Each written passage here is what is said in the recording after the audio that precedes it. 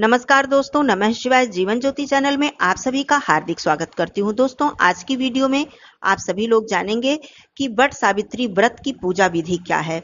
सरल पूजा विधि और संपूर्ण पूजा विधि, एक एक स्टेप बताऊंगी, एक एक कार्य की क्या क्या आपको करना है सुबह उठने से लेकर संपूर्ण पूजा और संपूर्ण दान के विषय में आप लोग इस वीडियो में जानेंगे। तो आइए देर न करते हुए वीडियो को शुरू करते हैं। आप लोगों से निवेदन है कि यदि आप चैनल पे पहली बार हैं तो चैनल को सब्सक्राइब कर लीजिएगा। वीडियो मेरा अच्छा लगे तो इसे एक लाइक जरूर कीजिएगा। कमेंट बॉक्स में नमः शिवाय अवश्य लिखिएगा। दोस्तों देखिए, सबसे पहले बता दूं कि 2024 में 6 जून को वट सावित्री का व्रत धारण किया जाएगा। सभी माताएं बहनें अपने पति के लंबी आयु के लिए, उनके कल्याण के लिए इस व्रत को धारण करती हैं। यह व्रत ज्येष्ठ मास की अमावस्या को धारण किया जाता है। कई प्रांतों में, कई राज्यों में इसे ज्येष्ठ मास की पूर्णिमा पर भी धारण किया जाता है। क्या क्या नियम है, आइए शुरू से लेकर अंत तक जान लेते हैं। देखिए, सबसे पहले अमावस्या तिथि है। ब्रह्म मुहूर्त में आप लोग उठें, सुबह सवेरे उठें। अपने घर की जो दैनिक सफाई है आप लोग कर लें। उसके बाद आप लोग सुबह सवेरे स्नान कर लें। स्नान करने के बाद यहाँ पर सबसे पहले मैं बता दूं, माताएं बहनें इस दिन बालों को नहीं धुलेंगी, क्योंकि अमावस्या तिथि है। इस दिन बाल नहीं धुला जाता है। लेकिन आप लोग इस दिन पीला सिंदूर या फिर सिंघौरा से सिंदूर जरूर लगाइएगा। अपने सिंदूरा से ही सिंदूर लगाइएगा, क्योंकि अमावस्या तिथि है। और दूसरी बात, वट सावित्री का व्रत है, जो कि हमारे अखंड सौभाग्य को बढ़ाने वाला व्रत है और बहुत ही महत्वपूर्ण व्रत है हम सब महिलाओं के लिए। तो आप लोग पूरी मांग भर के सिंदूरा से सिंदूर लगा लीजिएगा। अच्छी तरह से श्रृंगार कर लीजिएगा। ससुराल की साड़ी, जैसा कि मैंने पहले भी वीडियो में बताया है, अपने विवाह की साड़ी यदि आपके पास है तो आप लोग जरूर पहनिएगा। जो बहनें अभी जल्दी शादी हुई है, कुछ ही वर्ष हुए हैं, या फिर नई नई शादी हुई है, उनके पास विवाह की बहुत सारी साड़ियां हैं, आप लोग जरूर पहनिएगा। बहुत ही शुभ होता है ऐसे पर्व पर अपने विवाह की साड़ियां पहनना। जो विवाह की चुन्नी होती है, जो ओढ़कर हम फेरे लेते हैं, हमारी शादी होती है, उस चुन्नी का बहुत ही महत्व होता है। वो चुन्नी आप लोग जरूर लीजिएगा। उसके बाद वट सावित्री व्रत में मांग टीका लगाने का बहुत ही विशेष महत्व होता है, जो कि आपके विवाह का मांग टीका हो, यह बहुत ही शुभ माना जाता है। तो कहने का मतलब, संपूर्ण श्रृंगार आप लोग कर लीजिएगा, कोई कंजूसी नहीं।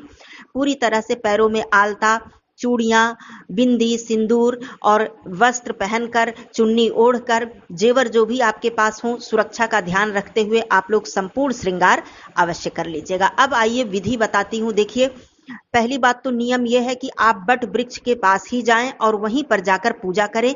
जितना ही प्राचीन वट वृक्ष हो उतना ही अधिक इसका लाभ प्राप्त होता है। लेकिन विशेष परिस्थितियों में बहनें घर पर गमले में डाल लगाकर या फिर पत्ते पर देवी देवताओं का आवाहन करके भी पूजन करती हैं। यदि नहीं मिल पाता है वृक्ष, तो ऐसे में विवस्था में क्या ही किया जा सकता है, ऐसा भी लोग करते हैं। इसमें कोई बात नहीं है, पूजा हमें करनी है, मजबूरी में हम कर सकते हैं, लेकिन प्रयास करें वट वृक्ष के पास ही जाकर पूजा करें। अब देखिए, एक एक विधि समझ लीजिए। सबसे पहले आप जाएं, वट वृक्ष को प्रणाम करें। उसके बाद आपको सबसे पहले वट वृक्ष का सिंचन करना है। सिंचन अर्थात जल अर्पित करना है। एक बार आप जल अर्पित करें, एक जगह एक स्थान पर खड़े होकर प्रयास करें कि आपका मुख पूर्व या पश्चिम दिशा की तरफ हो या फिर उत्तर दिशा की तरफ हो, लेकिन दक्षिण दिशा की तरफ आपका मुख न हो। चारों तरफ से घूमकर आप थोड़ा थोड़ा जल गिरा के वट वृक्ष का सिंचन कर दें। उसके बाद आपको कलावा लपेटना है। कलावा लपेटते समय एक बात का आपको ध्यान रखना है कि न ही आपको कलावा में गांठ देनी है, जैसे कि गांठ देकर आपको कलावा लपेटना शुरू नहीं करना है। वहीं पर आप जैसे कलावा, उसमें बहुत सारे धागे लपेटे हुए होते हैं, पीपल वृक्ष में, बरगद वृक्ष में, तो आप वहीं पर धागा अपना फंसा दीजिए और कलावा लपेट दीजिए 5 बार, 7 बार, 11 बार। और कलावा लपेट कर उसको आप तोड़िए मत। आप इतना कलावा ले जाइए कि आप लपेट कर वहीं पर छोड़ दीजिए या पूरा लपेट दीजिए, लेकिन कलावा को बीच में से तोड़ना नहीं है और फिर अंतिम में भी गांठ आपको नहीं बांधनी है। ये बात हो गई कलावा के विषय में। अब आप दीपक प्रज्वलित कीजिए, धूप प्रज्वलित करके रखिए और गौरी गणेश जी की स्थापना कीजिए। माता गौरी जी को आप गाय के गोबर से भी बना सकती हैं, हल्दी से भी बना सकती हैं। सुपारी से आप गणेश भगवान जी की स्थापना कीजिए, पान के पत्ते पर, आम के पत्ते पर या फिर किसी पात्र में स्थापना करके सब सबसे पहले आप गणेश भगवान जी का पूजन कीजिए। सिंदूर, पुष्प, दूर्वा, जनेऊ अर्पित करके फिर माता गौरी जी को आप सिंदूर अर्पित कीजिए। यहाँ पर मैं बता दूं स्पष्ट रूप से कि आप माता गौरी जी के पूजन के लिए अलग से साफ सिंदूर, जो आपके घर में पूजा मंदिर में सिंदूर रखा होता है, या फिर अलग से कोई साफ सिंदूर आप लेकर जाएं, उसी सिंदूर से माता गौरी जी का पूजन करें। सिंघौरा जरूर आपको लेकर जाना है, लेकिन सिंघौरा का सिंदूर माता गौरी जी को आप नहीं अर्पित करेंगी। माता गौरी जी को पुष्प अर्पित करें, सिंदूर अर्पित करें, कलावा वस्त्र के रूप में अर्पित करें।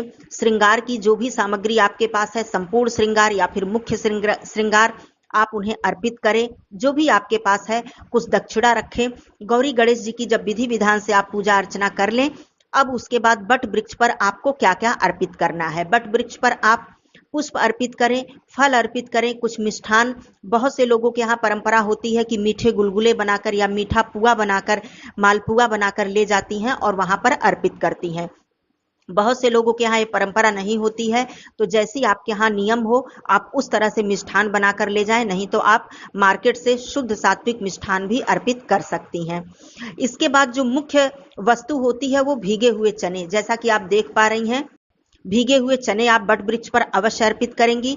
और जो ये सीख में 4 गोलियां, एक चिड़िया, जैसा कि मैं दिखा रही हूं आपको, इस तरह से आप लोग बना लीजिएगा। एक महिला के लिए 4 सीख आवश्यक होता है, ये सीख आप जरूर अर्पित करें।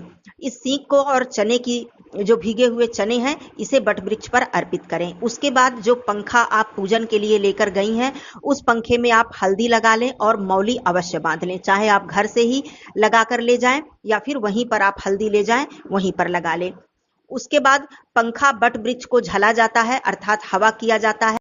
थोड़ी देर के लिए बट वृक्ष पर उस पंखे को अर्पित कर दिया जाता है, अर्थात पंखा वहां पर बट वृक्ष की जड़ में रख दिया जाता है। पंखा झलने के बाद फिर हम ताली बजाकर बट वृक्ष को गले लगाते हैं। इस तरह से उनका पूजन करते हैं और उनको प्रणाम करते हैं और माता सावित्री जी से प्रार्थना करते हैं कि जैसे आपका अखंड सौभाग्य भगवान यमराज ने स्वयं आपको आपका अखंड सौभाग्य दिया, उसी प्रकार से हम सभी का अखंड सौभाग्य सदा सर्वदा बना रहे।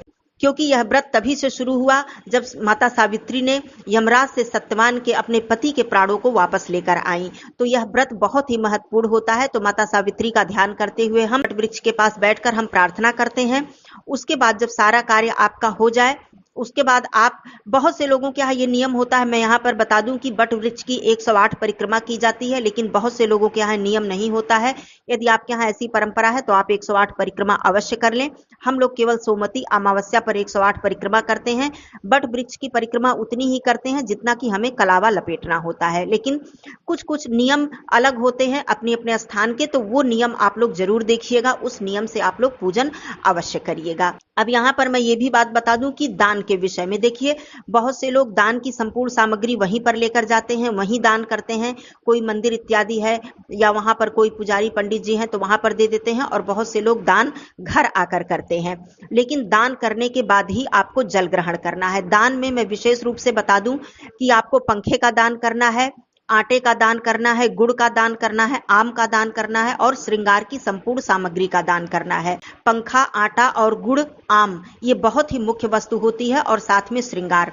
अब श्रृंगार वस्त्र जितना भी आपके पास हो सके, कम है ज्यादा है, जो आपके सामर्थ्य शक्ति है, आप जरूर दान करें और साथ में दक्षिणा कुछ अवश्य रख दे। अब जब आप दान कर लेती हैं, चाहे घर पर चाहे वहीं पर, तब आपको जल ग्रहण करने के लिए कौन सी वस्तु की आवश्यकता होती है, जिसमें कि यहाँ पर मैं दिखा रही हूँ कि बट वृक्ष का एक फल होता है जो डाल के सबसे ऊपर होता है, छोटा सा फल, जैसा कि आप देख पा रही होंगी। इसी फल को थोड़ा सा तोड़कर और चने की दाल, उसी भीगे हुए चने को अलग कर लीजिए, उसका दाल मतलब अलग अलग दाल कर लीजिए, और उसी दाल को लेकर और इसी फल को थोड़ा सा लेकर निगल कर आपको जल ग्रहण करना होता है।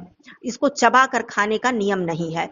जल ग्रहण करने से पहले आप अपने पति का चरण स्पर्श करें। आपके घर में जितने भी बड़े बुजुर्ग हैं उनका आप पैर छुएं, उनका आशीर्वाद लें। यदि आप घर से दूर हैं तो फोन करके आशीर्वाद लें, क्योंकि भगवान के आशीर्वाद के साथ साथ हमें बड़े बुजुर्ग का आशीर्वाद लेना हमारे लिए बहुत ही जरूरी होता है। अब इसके बाद जब आपने आशीर्वाद ले लिया, दान कर लिया, तब आपको जल ग्रहण करना है। अब बात आती है व्रत की। व्रत का क्या नियम है? देखिए, व्रत का नियम सभी के यहाँ सभी जगहों पर अलग अलग है। बहुत से जगहों पर केवल फलाहार करके व्रत रखा जाता है और शाम को एक समय मीठा भोजन किया जाता है, जिसमें कि मुख्य रूप से गुरम पूड़ी या फिर सेवई पूड़ी, सेवई रोटी, गुरम रोटी, इस तरह से। और बहुत से लोगों के यहाँ नमक का सेवन किया जाता है, जिसमें कि केवल कटहल की सब्जी खाई जाती है और वो भी केवल एक समय। आप चाहे दोपहर में खा लें या फिर शाम को सूर्यास्त से पहले खा लें। तो इस तरह का भी नियम होता है। यदि आपके यहाँ नमक अर्थात कटहल की सब्जी खाई जाती है तो आप लोग जरूर खाएं। केवल मीठा भोजन करके व्रत रखा जाता है तो मीठा भोजन करके रखें, या फिर केवल जल फल अर्थात फलाहार पे इस व्रत को रखते हैं तो उस तरह से आप अपने घर में अपने बड़े बुजुर्ग से जरूर पूछ लें। तो इस तरह से इस व्रत को धारण करें।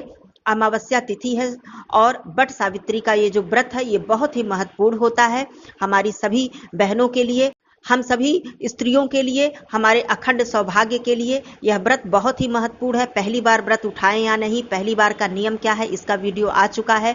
पूजा की सामग्री का वीडियो भी मैंने दिया है, आप लोग जरूर एक बार देखिएगा, लिंक मैं डाल दूंगी। और कोई प्रश्न हो तो जरूर पूछिएगा। आप सभी माताओं बहनों का अखंड सौभाग्य सदा सर्वदा बना रहे, ऐसी कामना करती हूँ। फिर मिलती हूँ अगले वीडियो में, तब तक के लिए धन्यवाद। नमः शिवाय, हर हर महादेव।